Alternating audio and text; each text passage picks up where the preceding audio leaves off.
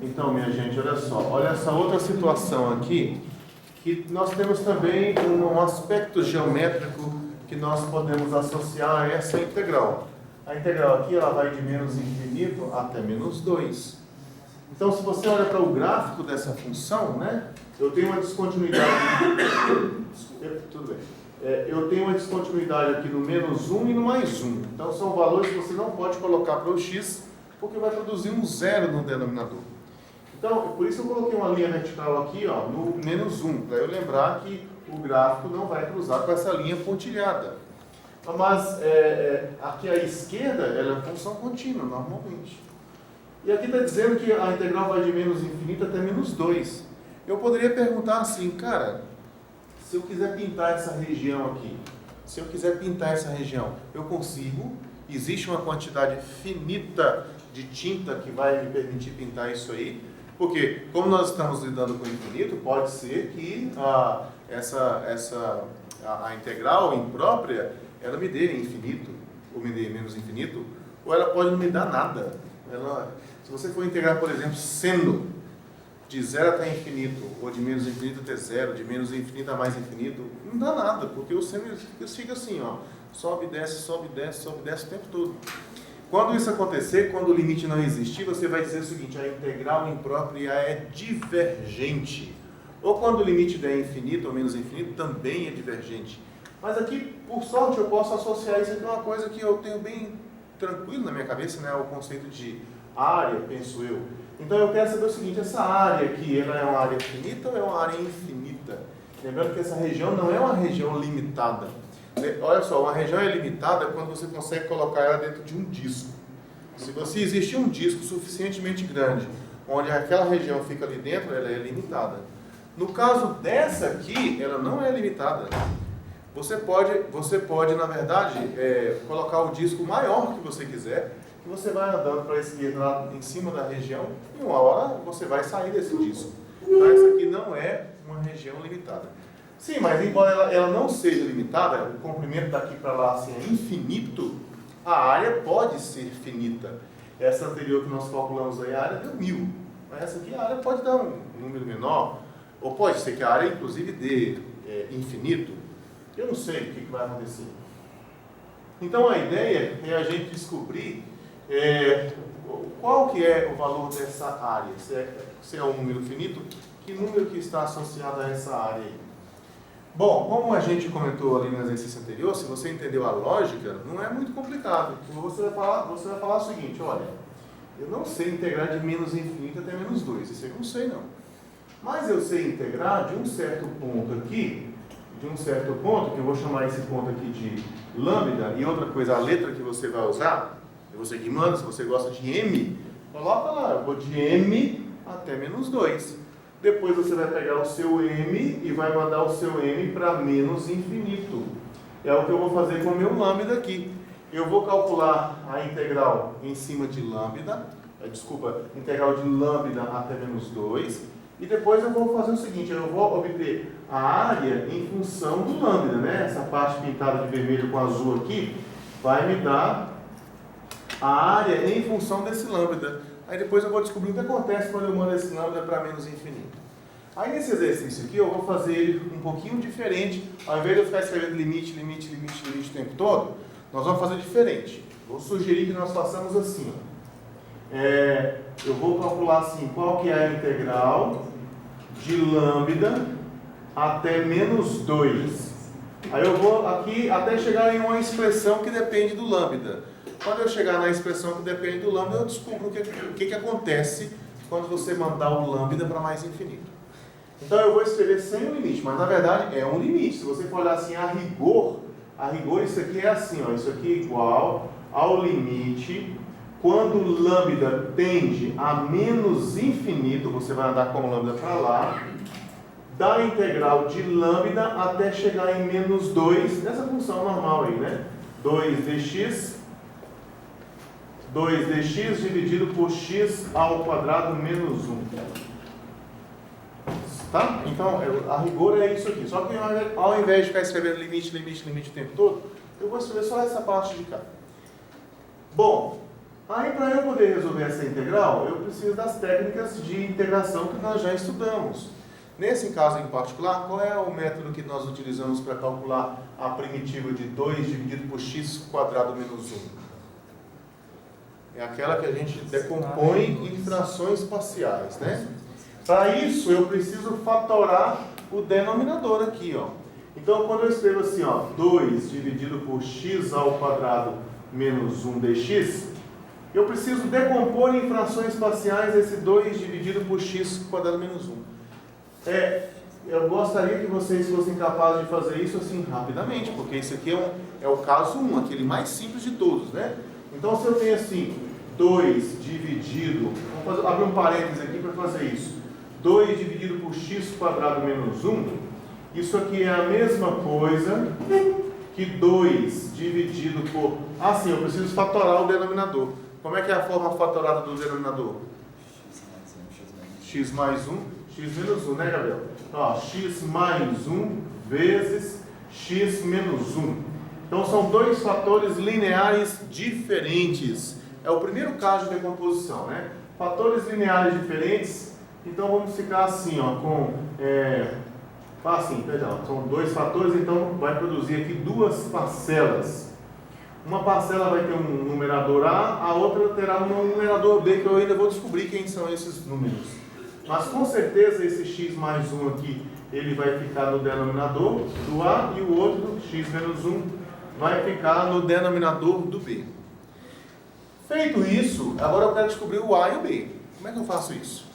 Bom, vamos lá. Para eu achar o valor do A, vamos relembrar aqui, né? Para eu achar o valor do A, eu venho aqui nessa parcela aqui, ó, onde tem o x mais 1, eu tiro, né? Aí fica assim, 2 dividido por x menos 1. Então você escreve lá, ó, é a fração original sem o denominador do A. Então vai ficar assim, ó, 2 dividido por x menos 1, quando você faz o x assumir o valor que anula o denominador do A.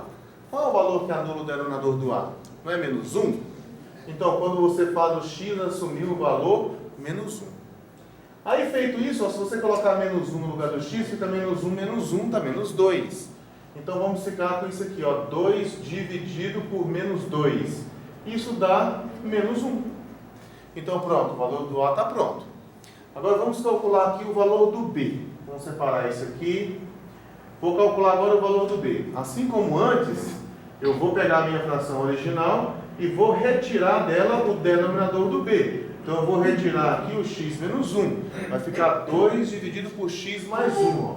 Então, para achar o valor do B, ficará assim, 2 dividido por x mais 1, quando o x assume o valor que anula o denominador do B. Quem anula o denominador do B é o 1, né? Então, você vai colocar no lugar do B, do x aqui, 1. 1 mais 1, 2. Então, vai ficar assim, 2 dividido por 2, que dá 1. Então, quer dizer, então, que eu acabei de descobrir aqui, ó, que o A, ele vale menos 1, ó. Esse A, ele vale menos 1. E esse B, ele vale 1. O A vale menos 1, o B vale 1. Então, tá bom. Agora, posso fechar o parêntese aqui, porque eu abri esse parêntese para poder calcular aí o valor de A e de B. Já calculei. Calculei aqui o valor do A e do B. Então, voltando para cá, para essa questão da primitiva aqui, eu vou escrever assim, ó, integral de lambda até chegar em menos 2, ó, até chegar em menos 2. Vamos colocar na forma decomposta, né? Eu decompus aqui, ficou assim, menos 1 dividido por x mais 1, ó, menos 1 dividido por x mais 1, e depois mais 1 dividido por x menos 1, ó, menos 1 dividido por x mais 1, mais 1 dividido por x menos 1, está aqui. Sim, mas essa integral aqui é hiper simples de resolver, todo mundo sabe resolver, né? Essa aqui, ó, o menos 1 dividido por x mais 1 dá ln de x mais 1, menos ln de x mais 1. Então vamos ficar com o seguinte, ó, aqui vai ficar assim, menos ln de x mais 1, sim, né? Depois, isso aqui é essa integral.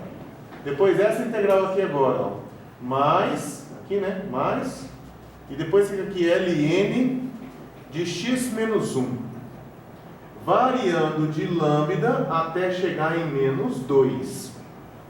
Eu estou calculando uma integral definida, normal.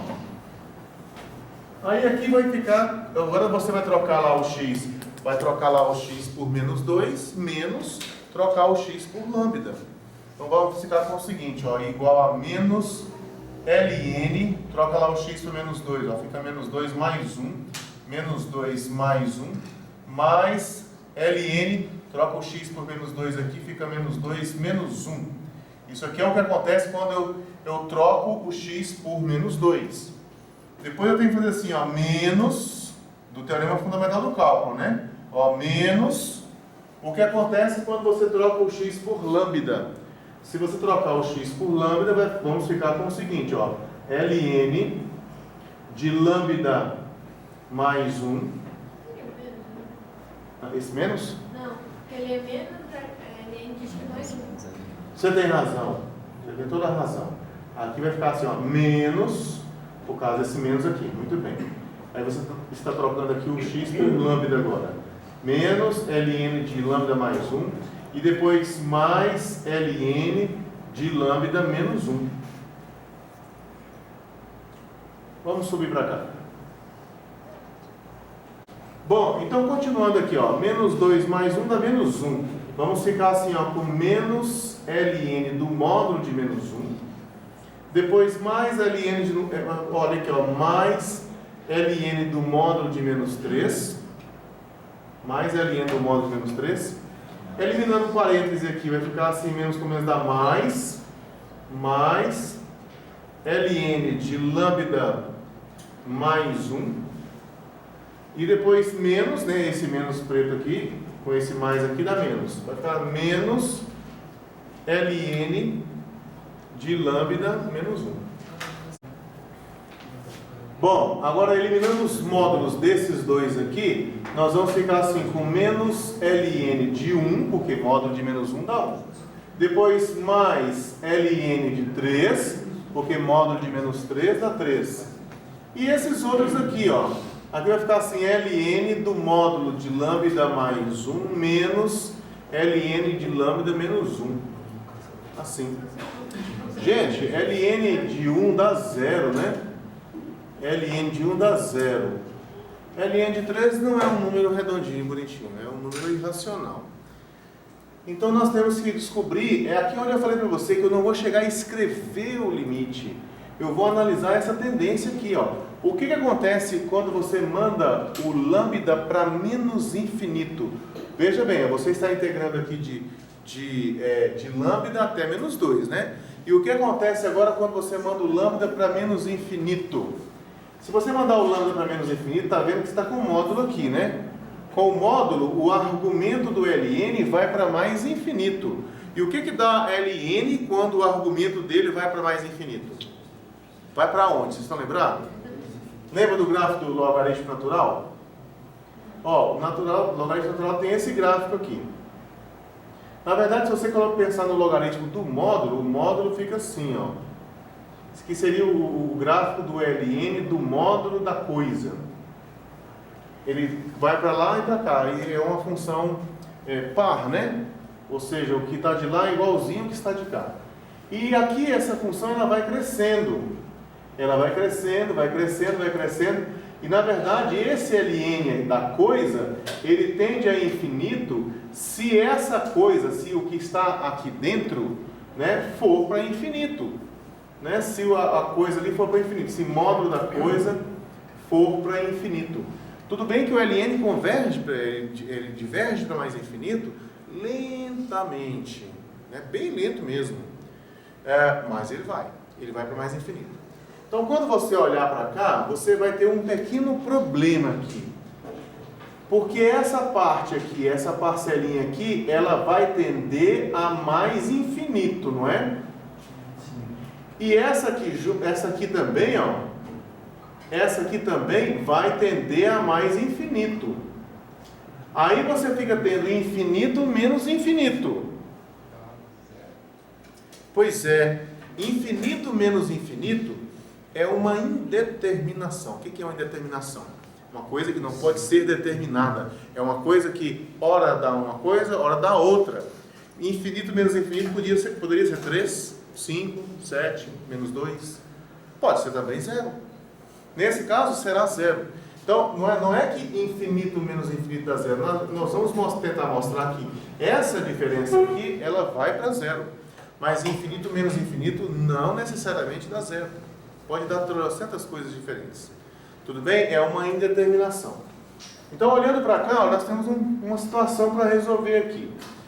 Eu não posso passar ao limite com uma coisa desse jeito, infinito menos infinito.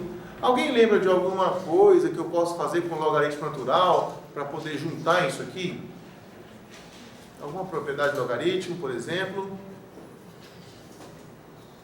Tem uma propriedade de logaritmo que fala assim, ó, que ln de A dividido por B, isso aqui é a mesma coisa que ln de A menos ln de B. Então, quando eu estou subtraindo dois logaritmos, ao subtrair dois logaritmos, eu posso reescrever ele como o logaritmo de um quociente. Isso é uma propriedade importante, a gente usa isso toda hora. Então, na verdade, aqui em cima, eu poderia reescrever isso aqui deu 0, não vou escrever mais. Vai ficar assim, ó, ln de 3, mais eu tenho ln disso, menos ln disso. Eu posso escrever assim, né? ln de lambda mais 1, dividido por lambda menos 1. Agora, eu já tenho uma situação aqui um pouquinho mais controlada. Porque eu quero saber o que acontece quando você manda o lambda para infinito. Para você descobrir o que manda o lambda para infinito, aí você olha para cá e fala assim, cara, mas olha só, se isso aqui for para infinito, se você manda, na verdade vai para menos infinito, né? O que está aqui dentro, o lambda nosso tende a menos infinito, que eu vou andar para o lado esquerdo. Então, se eu colocar aqui esse lambda, essa expressão aqui de dentro tende a menos infinito. E essa daqui também, ó, ela tende a menos infinito. Tem algum recurso que eu possa utilizar para calcular limite de quociente quando o numerador vai para mais ou menos infinito e o denominador vai para mais ou menos infinito? Como é que chama esse recurso? L'Hopital. Então, veja bem, nós podemos abrir um parênteses aqui, ó, para descobrir para onde que vai esse limite. Então eu venho cá e falo assim, olha cara, eu quero saber quanto é que dá o limite quando o lambda tende a menos infinito disso aqui, ó, lambda mais 1 dividido por lambda menos 1.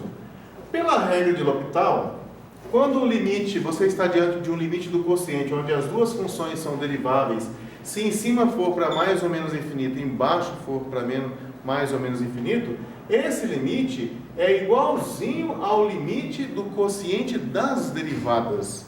Ou seja, você pode derivar em cima e pode derivar embaixo. Então, derivando em cima aqui, derivando lambda mais 1 em relação a lambda, dá 1.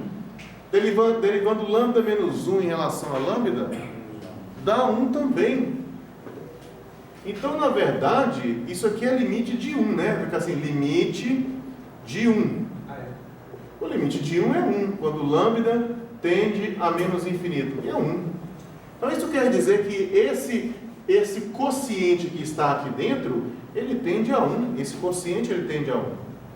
Então, está aqui, o quociente tende a 1. Então, eu escrevo assim, ó, posso escrever limite, como eu escrevi aqui? Pode. Mas o que eu propus a vocês é que nessa resolução aqui, a gente escrevesse assim, ó, tende, quando você chegou nessa expressão aqui final, tende, aí você anota, ó, quando lambda tende a menos infinito, anota o que está acontecendo. Tende a ln de 3 menos ln de 1. Né? E por sorte, esse aqui é conhecido, ó, ln de 1 dá 0. Então, no final das contas, você ficou só com ln de 3. Então, aquela área lá existe, é finita e vale ln de 3. Então, se eu perguntar para você se é possível pintar aquela região, sim, eu consigo. A quantidade de tinta que eu utilizo para pintar aquela região é a mesma quantidade de tinta que eu utilizaria para pintar um quadradinho Quadradinho não, um retângulozinho, né? Um retângulozinho, onde a altura é 1 e o lado é LN de 3. A mesma quantidade de tinta que eu utilizo para pintar isso aqui, eu utilizaria para pintar aquilo lá. Lembra que é uma coisa assim, é um exercício mental, né? Aí tem sempre algum aluno que me pergunta assim, vem cá, mas daria para resolver sem L'Hopital? Faz de conta que eu esqueci desse negócio, essa ferramenta importantíssima aqui, eu esqueci disso, tem como resolver isso sem L'Hopital? Tem, vou te mostrar. Vem cá, gente, agora também, ó, é outro recurso bastante comum que a gente utiliza lá quando vamos lidar com limites, né? Quando você tem polinômio dividido por polinômio, uma estratégia muito comum é você dividir o numerador e o denominador pela potência de maior expoente. Isso é muito típico lá do cálculo 1, né? Então, o que você poderia fazer na hora de calcular esse limite aqui era fazer o seguinte, olha, vamos pegar aqui, isso aqui é limite, aí lá em cima eu vou dividir, eu tenho assim, lambda mais 1, aqui eu tenho lambda menos 1, aí eu divido lá em cima por lambda, ó, divido todo mundo lá em cima por lambda, divido todo mundo aqui embaixo por lambda também. Divido lá em cima e divido lá embaixo por lambda. Fazendo isso, aqui agora vai ficar assim, ó, isso aqui quando lambda tende a menos infinito. Vai ficar assim, ó, limite, quando lambda tende a menos infinito, aqui vai ficar assim, 1 mais, ó, 1 mais 1 sobre lambda, dividido por, aqui fica assim, 1 menos 1 sobre lambda. Esse limite pode entrar cá para dentro, você pode fazer isso todas as vezes que a função for contínua. E a função módulo, ela é contínua. A módulo ela é contínua. Então, aí se você entrar com o limite para cá, você vai ter que calcular o limite desse 1 sobre lambda, mas a gente sabe, né? Quanto é que dá 1 sobre lambda quando você aumenta em módulo, né? Você faz o lambda tender a menos infinito. O que dá? Vai dar zero esse aqui, na verdade, ó. Dá zero aqui. Esse aqui também vai dar zero, não vai? Então, no final das contas, você vai ficar assim, ó, com LN, limite, né? No limite, isso aqui já vai ser o limite. No limite, isso aqui vai ficar assim, módulo de 1 dividido por 1, que é igual a 1. O mesmo que nós tínhamos encontrado aqui. Ok? Então, é possível você fazer isso aqui sem o L'Hopital. Não são todas que você consegue fazer, não. O L'Hopital é uma ferramenta importante. Se você esqueceu como é que usa isso, lá no meu canal procura assim, regra de L'Hopital. Você vai achar uma playlist lá, uns 20 exercícios resolvidos sobre L'Hopital. Beleza? Pronto.